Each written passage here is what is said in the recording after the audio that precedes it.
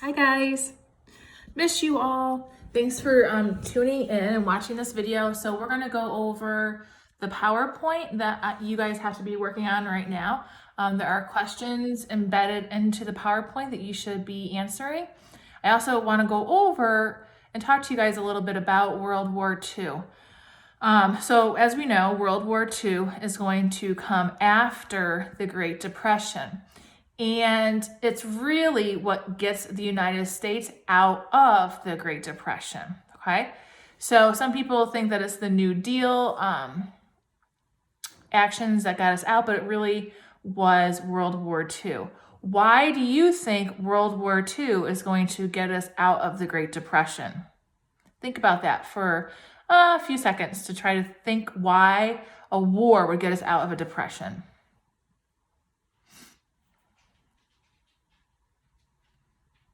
All right, so if you said the wartime industry is going to create jobs, you were right. So I'm going to show you guys the PowerPoint, and I will go through the PowerPoint with you like I would in class, and this will help you hopefully with the work, because I know you guys are super overwhelmed and I am not trying to add to that, okay? So, why won't it let me switch? Jeez, oh Pete, it won't let me switch it around, the camera around in the middle of the video. All right, so nothing's easy. So here we have World War II. Why it matters. So why World War II matters. World War II, the most destructive war in history, resulted in the deaths of more than 40 million people. All right, that's a lot of people that died. More than half of the deaths were civilians. So remember, civilians are people like you and I. So they weren't even in the military. They just died because maybe their towns were bombed or they were part of the Holocaust. All right. So you learned about the Holocaust last year with Mr. Crisafulli. And so we don't really go over that too much in U.S. history because you've already learned about it. Okay. At the end of the war, the U.S. emerged as the strongest nation in the world in the possession of a powerful weapon, the atomic bomb. We all know that they used the atomic bomb to end the war when we bombed Hiroshima and Nagasaki. But that's getting a little bit ahead of ourselves, okay? All right, the impact today. So why it matters today. World War II marked the beginning of the nation's role as a superpower. So remember, a superpower means that we are pretty much the most powerful nation in the world, or at least one of the most powerful nations in the world. So again, we go in, we kick some butt, and we're able to kind of help end this awful war that was started by Adolf Hitler. Okay. The war also transformed the American economy into an enormously productive and enduringly prosperous economy. Whew, a lot of big words in there, right? So basically, that is saying that this war helped to make America a super wealthy country. Even though it may not seem like we are right now because of what's going on, the United States is one of the most economically powerful countries, okay? All right, so here's your first question. So you need to type this into Canvas. Why was World War II important to America? What happened to our power? What happened to our economy? So that's how you're going to answer that question. Why was World War II important to America? Look at the slides.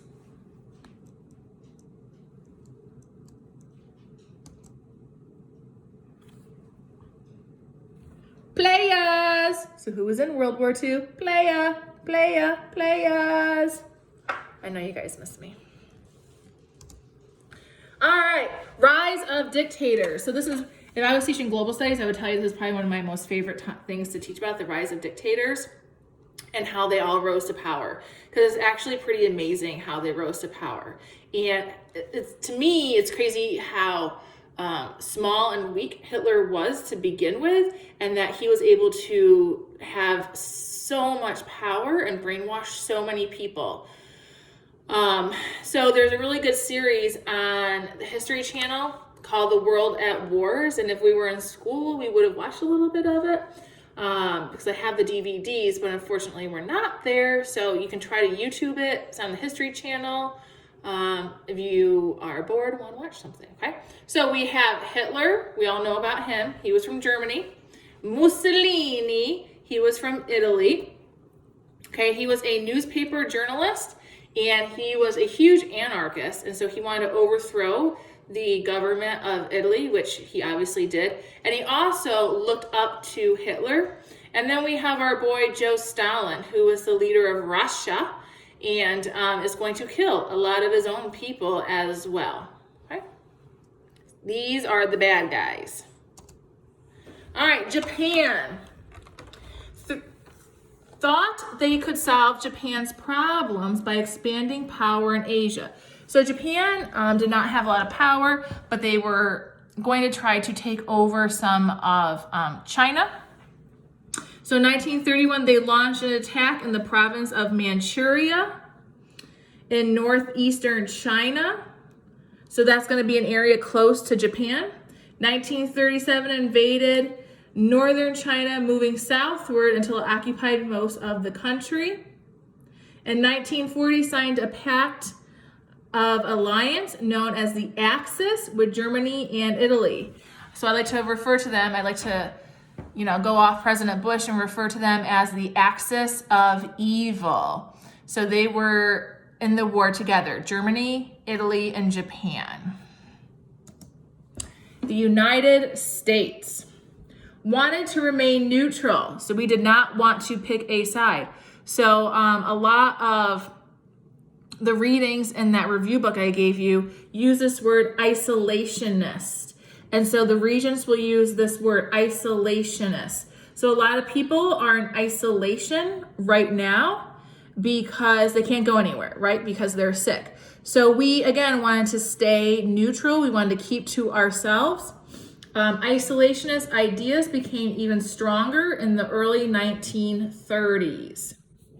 So people were upset about World War I and all the problems that became because of World War I.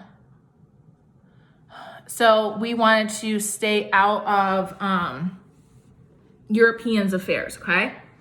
The Nye Committee, not Bill Nye the Science Guy, but the Nye Committee documented profits arms factories made during World War I, giving the impression that these businesses influenced U.S. involvement.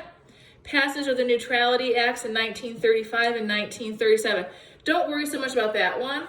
This Neutrality Acts of 1935 and 1937, those are laws saying that we are going to stay out of European affairs. Got this light on there that is just driving me nuts. So, okay. All right, World War II timeline. So this just goes over everything that happens from the beginning to the end. So you guys can look at that. We've got Hitler invades Poland. Remember that as what's going to start World War II. Japanese attack Pearl Harbor. U.S. declares war on the Axis powers. So the war is going on for about a year and a half, almost 2 years before the United States joins into it. Okay? All right, early American involvement. Chloe, enough. She's so bad. Okay? FDR, four freedoms. This is what he says that we are fighting for. It says that we're fighting for freedom of speech, freedom of worship, freedom from want, freedom from fear. So freedom from want, this is kind of a different thing. So people in Europe, they wanted many, many things. They wanted food, they wanted clothing, they wanted a lot of things. And so FDR said that we have to help fight to make sure that people that we help to protect those freedoms, okay? Freedom from fear. FDR did not think that people should live in fear like they were. Stop it. You're being naughty.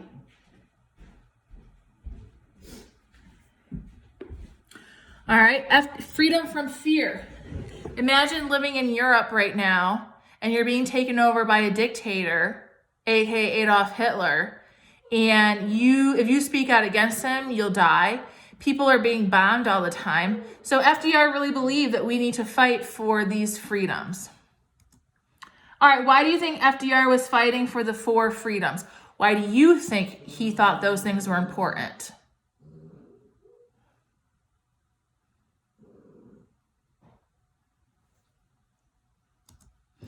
Early American involvement, the Neutrality Act of 1939. And I apologize if this is backwards, you guys. I'm having a rough time with this. All right, cash and carry basis for arms sales with Britain and France. So we are selling weapons to Britain and France. So a lot of people have said that even though we had the Neutrality Acts, this really didn't keep us neutral. Because if we're selling weapons to countries that are fighting in the war, aren't we really supporting the war effort? That's what some people said. Some people said we weren't. We were just supplying them with the weapons and that it was a business transaction. All right, destroyers for bases.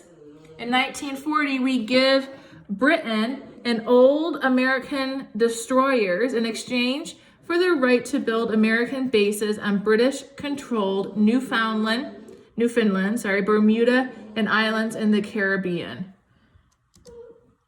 Lend-Lease Act. They like to ask about this on the Regents. So when you lend something, you're letting somebody borrow it, right? When you lease something, you're kind of renting it. The U.S. would be able to lend or lease arms, we're talking about weapons, to any country considered vital to the defense of the United States. So that is how we were able to supply and give weapons to our allies.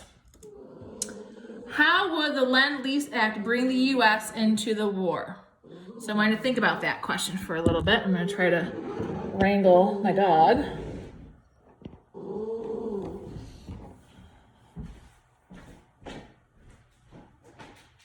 You're being naughty. You want to be part of the video?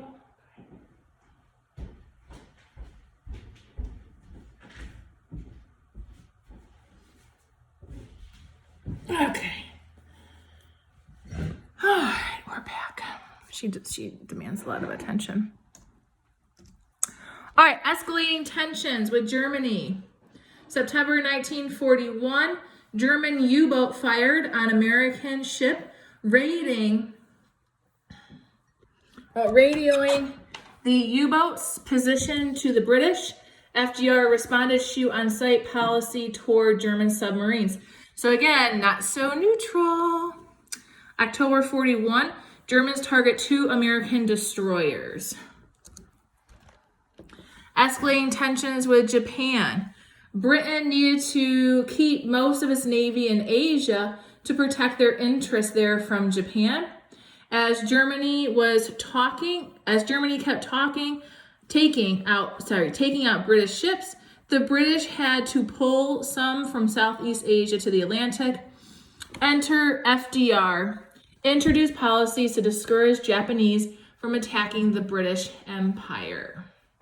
So we're going to be asking the Japanese who are fighting with Germany to not attack the British Empire. So remember, they're not happy with us because of the end of World War I and the Treaty of Versailles.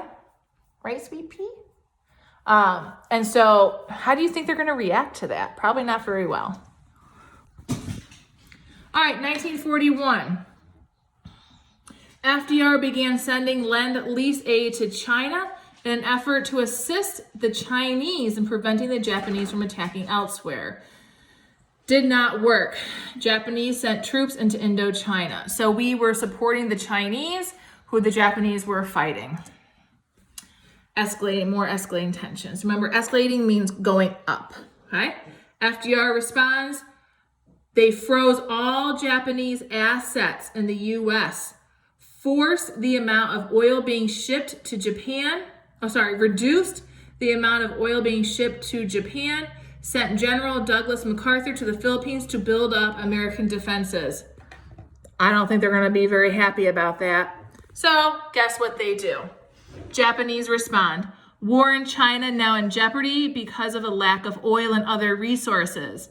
Plans to attack resource-rich British and Dutch colonies in Southeast Asia decide to take the Philippines and to attack the American fleet at, you guessed it, Pearl Harbor.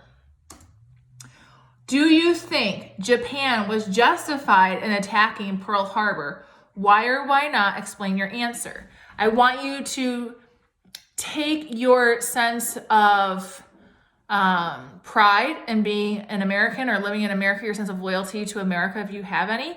And I want you to think about maybe this from the Japanese point of view.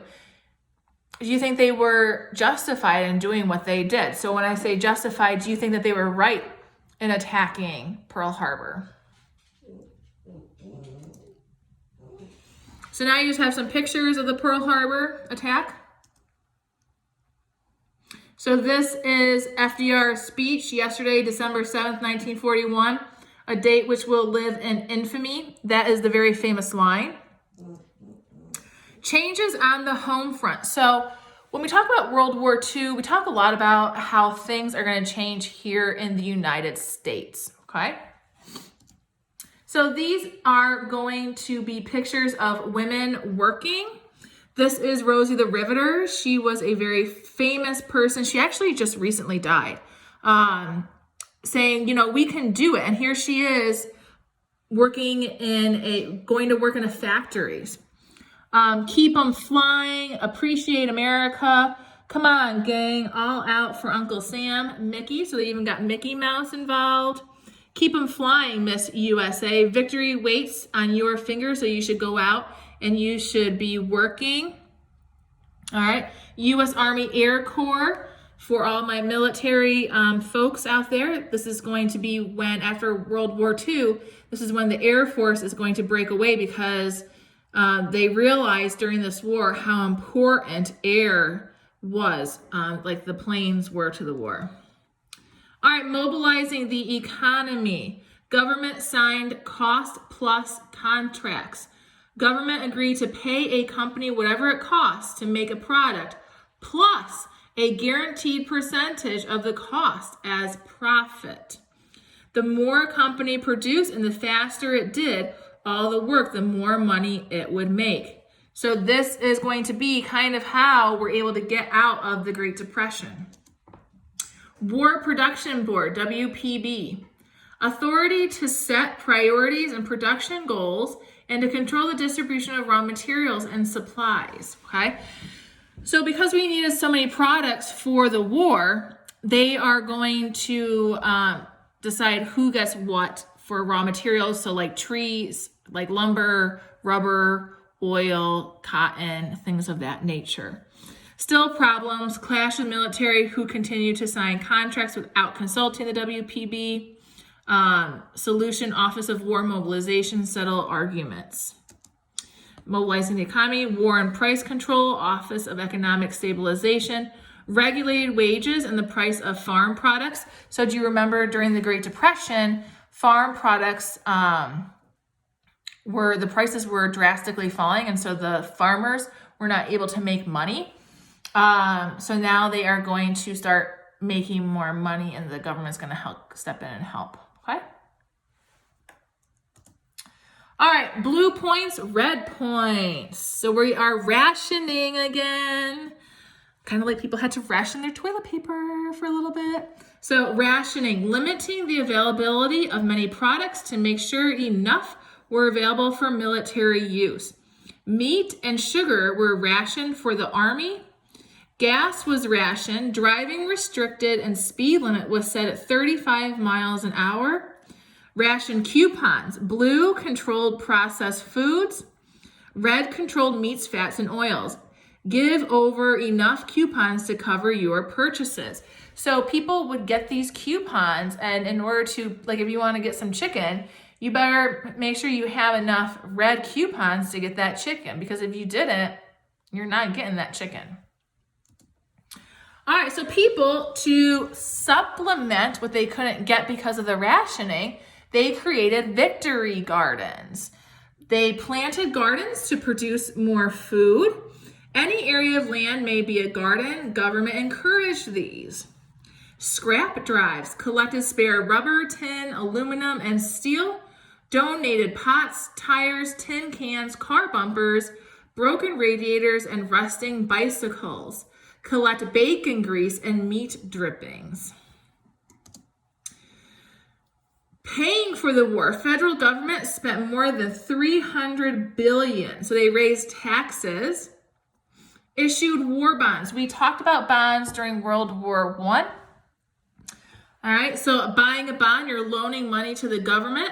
Bond can be cashed in at future date with interest, so you're going to make money on your bond. Most common were e-bonds. You buy for $18.75 and get $25 after 10 years. Americans bought $50 billion worth. Banks, insurance companies, and other financial institutions bought over $100 billion. How did people at home help the war effort? So we just looked at a bunch of slides. How would people living in the United States, even if they weren't out fighting the war, how did they help the war effort here at home?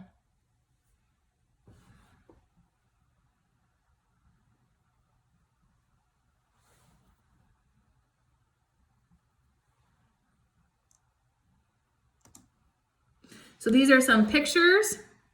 So these are, you guys are going to do a reading about African Americans during World War II.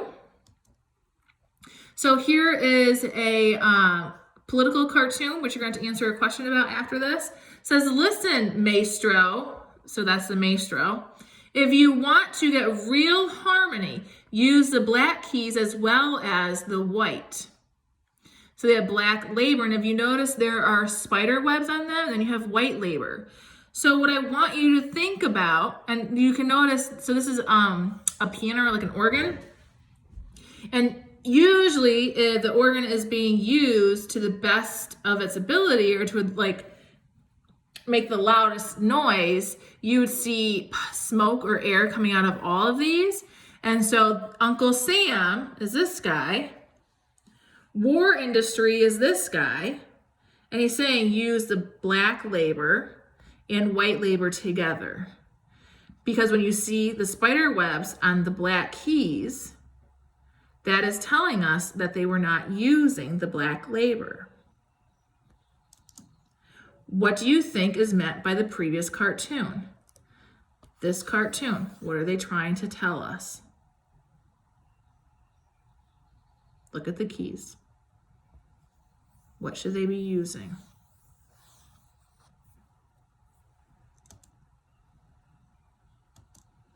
Rosie the Riveter, we can do it with women's support. Okay, this is a very famous political or very famous propaganda poster. All right, this is kind of a sad part of American history. Instructions to all persons of Japanese ancestry. Japs keep moving. This is a white man's neighborhood. These were signs that were created. So basically, you see these little camps right here and all these lines. The United States government was very fearful of Japanese and of the Japanese spying on Americans. And so they're going to place them into what we call internment camps. Okay, the Japanese internment camps. And you have a reading to do about that on News ELA. So they call them war relocation camps. They had them out in the West because many Japanese Americans lived out in California and Washington because that is very close to Japan. And so many of them lived out in this area of the United States. And so the internment camps where they put them were out in the West. Why do you think the U.S. put people from Japan into relocation camps? Think about Pearl Harbor.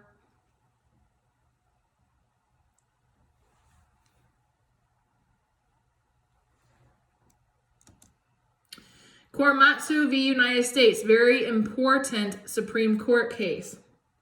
Henry Korematsu argued that his right had been violated. The Supreme Court ruled against him, saying the relocation was based on military urgency and not on race. 1945, it was overturned when it said that loyal American citizens could not be held against their will. Social effects. Women in the 50s. She went from being a housewife to now working. Rock and roll. People wanted something to look at, something to do. They're making more money, so this is going to be when Elvis comes along. All right, we got James Dean. Shall I go back to school? GI Bill. So a lot of veterans are going to go back to school because of the GI Bill. This gives them money to go to school. It says, veterans, prepare for your future through educational training. The GI Bill is still something that veterans get today. Economic effects. When you look at this, you see the very first planned suburban community called Levittown. All right. If you look, a lot of these homes look the same. If you have ever been to Bayberry here in Syracuse area in Liverpool, that was the very first planned community here in our area. All right. So people are making more money and they are wanting to move out of the cities. And so they are moving to the suburbs. So we have what we call the growth in suburbs, urban sprawl. People are moving. People are able to afford more cars. So we have highways being built. And we have a lot of these planned communities. Many people left growth of suburbs. Many people left the cities and moved to the suburbs. So the post-war baby boom. So we call people like my parents' age baby boomers. So after the war, a lot of babies were born. I'm sure you can figure out why that happened. All right, so now, but the effect that we have now is that all those baby boomers are getting older. And so they are all starting to collect Social Security, and they're all starting to need to get and receive Medicare. And so our government is trying to figure out how to pay for all of these baby boomers. Overall, the U.S. economy grew by 4% in the 1950s as productivity rose along with population. The United Nations, the political effects. Building a new world, creating the United Nations, a new international political organization, General Assembly, where every member nation in the world would have one vote. Power to vote on resolutions, to choose non-permanent members of Security Council and vote on UN budget. Security Council's 11 members, 5 of them permanent. Britain, France, China, the Soviet Union, and the U.S. The U.S. had veto power. Those are all the people that won the war, kids. You win the war, you get a permanent seat on the Security Council to help keep the world safe. How do you think that's working out today with those 5 members on there? There's 2 that don't really follow the same political belief system as the other 3. Siri. All right, responsible for international peace and security. Investigate problems, purpose, and solutions. Take actions to preserve peace. Use military force. Why was the United Nations created? Is the UN still around today?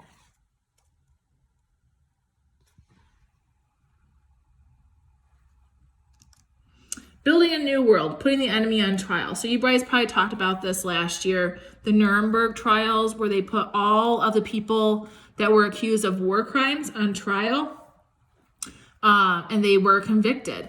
And we still put war criminals on trial today. Saddam Hussein was a war criminal and he was killed, and there will be more. Communism, Cold War begins. All right, so that is 30 minutes of me explaining. So it's just like we are in class. So I know it's a long video, but I think it will help you guys. You can watch in chunks. So let me know if you have any more questions. Okay, make sure you do your news ELA and make sure you watch those videos because the videos that I have on Canvas will also help you. Okay, bye. Miss you guys.